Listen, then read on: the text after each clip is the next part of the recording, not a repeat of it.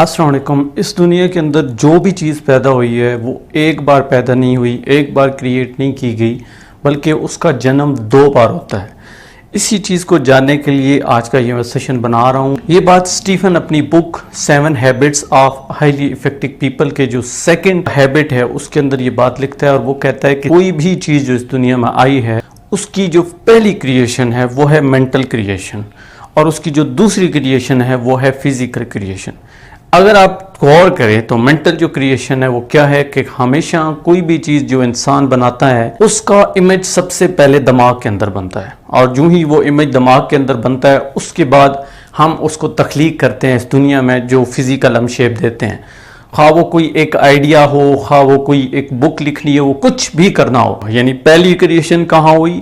हमारे दिमाग के अंदर, हमारे माइंड के अंदर। हमने उसको सोचा, विजुलाइज किया, समझा, उसका एक पूरा इमेज बना। उसके बाद सेकंड जो क्रिएशन की वो इस दुनिया के अंदर की। तो इस हैबिट का जो नाम रखता है स्टीफन, वो रखता है to begin with the end in mind. बड़ा जबरदस्त। और ये सेकंड हैबिट है। पहला जो हैबिट था वो था प्रोएक्टिव। तो प्रोएक्टिव के बारे में मैं डिस्क्रिप्शन में लिंक दे दूंगा, आप उसको देख लेंगे। लेकिन आज जो हम बात करने वाले हैं स्टीफन की जो बुक है 7 habits of highly effective people, उसका सेकंड जो हैबिट है उसको डिस्कस करने वाले हैं। जिस तरह मैंने बात की कि क्रिएशन 2 बार होती है हर एक चीज़ की, इसी तरह यानी एक मेंटल होती है और दूसरी फिजिकल होती है। इसी बात को थोड़ा सा और मैं एक्सप्लेन करता हूं।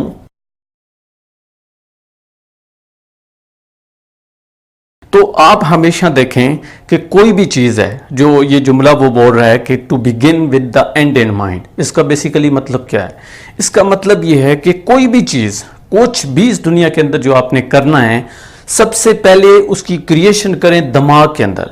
अगर आप नहीं करेंगे तो ऑटोमेटिकली उसने हो जाना है, क्योंकि ये उसूल है, प्रिंसिपल है कि हर चीज को 2 बार पैदा होना होता है, 2 बार क्रिएट होना होता है। तो आप सबसे पहले जब अपने माइंड के अंदर एक शेप बनाते हैं, सबसे पहले विजुलाइज करते हैं, विजुलाइज करके उससे सोचते हैं, सोचने के बाद वो एक इमेज बनता है, और उसके बाद यानी एक पूरा image to begin with the end in mind, यानी आपके दिमाग के अंदर वो मुकम्मल शेप, उसकी मुकम्मल डेस्टिनी आ चुकी है। उसके बाद जाके आप उसको प्रैक्टिकल स्टार्ट करते हो। तो यही एक्चुअली है to begin with the end in mind, कि कुछ भी आपने इस दुनिया के अंदर करना है, आपका कोई गोल है, एम है, मकसद है, पर्पस है, कुछ भी है, आपने उसके बारे में सोचा, उसके बारे में समझा, उसके बारे में जाना, एक पूरा इमेज बनाया, और उस इमेज को फिर आप फिजिकली इंप्लीमेंट करते हैं।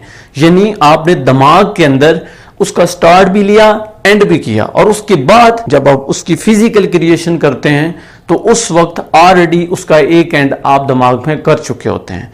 तो क्या मतलब हुआ to begin with the end in mind? कि आपने जो भी चीज क्रिएट करनी है उसका एंड आपने पहले ही देख लिया है अपने दिमाग के अंदर। क्योंकि हमेशा याद रखें, हमारे जो एक्शंस होते हैं, हमारी रिस्पॉन्सिबिलिटी या हम पे जिम्मेदारी जो होती है, या हम जिस चीज़ के रिस्पॉन्सिबल होते हैं, हमारे इख्तियार में जो चीज़ है वो सिर्फ इतनी सी है कि हम इरादा करें, फर्स्ट क्रिएशन करें, फिर उसको इम्प्लीमेंट करें। उसका रिजल्ट हमारे इख्तियार में नहीं है। इसके लिए एक और जुमला जो है स्टीफन अपनी बुक में लिखता है, वो कहता है कि if you pick one end of the stick you pick up the other. कोई एक डोर आपने पकड़ी हुई है और आपने एक कोना पकड़ा है, उसके पीछे चले जा रहे हैं, तो क्या होगा? उसके बाद उसका दूसरा एंड ही आने वाला है ना। तो यही मतलब है कि when you pick one end of the stick you pick up the other.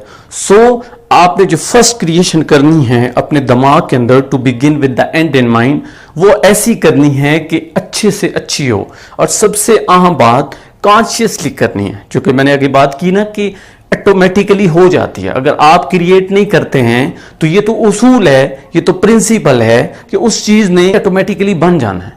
जब उस चीज ने बन जाना है तो आप क्यों ना उसको खुद बनाएं? क्योंकि फर्स्ट क्रिएशन अगर आप खुद करेंगे तो आप कॉन्शियसली करेंगे, सोच समझ के करेंगे, अपनी सोच लगाएंगे।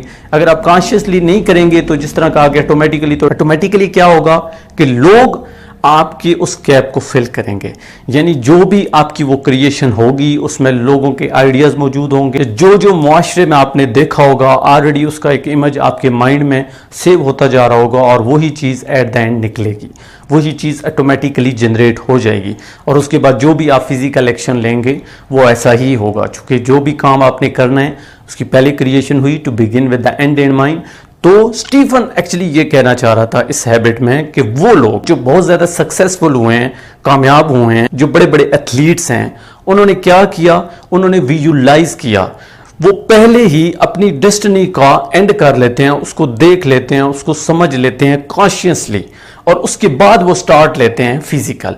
तो आपने भी लाइफ के अंदर अगर सक्सेसफुल होना है, कामयाब होना है, आगे बढ़ना है, तो इस हैबिट को अपनाना है, to begin with the end in mind. हमारे साथ कभी कभी ये भी इश्यू होता है कि हम रिजल्ट पे फोकस करते हैं। हो भाई, याद रखें, रिजल्ट वही आना है जो आज आप बो रहे हो, वही आपने काटना है। सबसे पहली क्रिएशन जब आप करते हो तो जो सोचते हो, जैसा सोचते हो, कॉन्शियसली करते हो, वही चीज आप फिजिकल कर पाओगे। तो हमेशा रिस्पॉन्सिबिलिटी लें, क्रिएशंस की लें, फर्स्ट क्रिएशन की भी लें, सेकंड की भी लें, कॉन्शियसली सोचें। जो भी सोचते हैं अपनी डेस्टिनी को, अपनी मंजिल को पहुंचने से पहले विजुलाइज कर लें।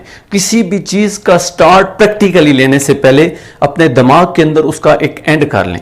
एक एग्जांपल दे देता हूं आप। जिस तरह कभी आपने सोचा होगा कि मैंने एक घर बनाना है या बिल्डिंग बनानी है, तो आप क्या करते हो, सबसे पहले जो आपके माइंड में आइडिया आता है वो आता है कि आपने वो बिल्डिंग बनानी क्यों है।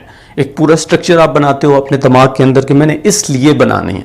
उसके बाद आप जगह तलाश करते हो, जगह भी आप उस लिहाज से तलाश करते हो या लोगों से पूछते हो जो उसके लिए सूटेबल हो। उसके बाद आप ये सोचते हो कि अब इसका स्ट्रक्चर किस किस्म का होना चाहिए। क्या मैंने जो मंजिल बनानी है वो 2 मंजिला है, 3 मंजिला है, या कितने फ्लोर बनाने हैं मैंने उसके। या आप ये सोचते हैं अगर मैंने घर बनाना है उसकी जो शेप है वो किस किस्म की होनी चाहिए। एक पूरा एंड बनाते हो। इवन कई लोग नक्शा बनवाते हैं, फिर उस पर खुद सोचते हैं कॉन्शियसली। ये आप सारी फर्स्ट क्रिएशन कर रहे हैं, जिसको मेंटल क्रिएशन करते हैं। तो जितनी अच्छी वो मेंटल क्रिएशन आप करेंगे, इतना अच्छा आप उसको फिजिकली प्रेजेंट करेंगे। तो जब आप उसको फिजिकली करते हैं तो उसके बाद भी कुछ चीजें काउंट होती हैं। अब देखें, लेट्स सपोज कि आपने लेंटर डाला है और लेंटर के दौरान आपने मटेरियल, या आपके जो इंजीनियर था या जो मिस्त्री था, ठेकेदार था, उसने मटेरियल नाजुक यूज किया है, तो क्या होगा, वो मकान गिरना ही गिरना है। हम अपने एक्शंस के जिम्मेदार हैं। जिस किस्म का एक्शन होगा, जिस तरह मैंने कहा कि जिस किस्म का मटेरियल यूज करेंगे, रिजल्ट भी इसी तरह का आएगा। To begin with the end in mind. अपने दिमाग में उस चीज को प्रैक्टिकली स्टार्ट करने से पहले एक पूरी शेप बना लें, उसका एंड कर लें, उसके बाद प्रैक्टिकली उसको शुरू करें। मुझे उम्मीद है कि second habit of highly effective people सही समझा पाया हूंगा। इस वीडियो को लाइक करें, कमेंट में अपनी राय का इजहार करें, दूसरों तक शेयर भी करें। अपना कीमती वक्त देने का बहुत शुक्रिया। अल्लाह हाफिज।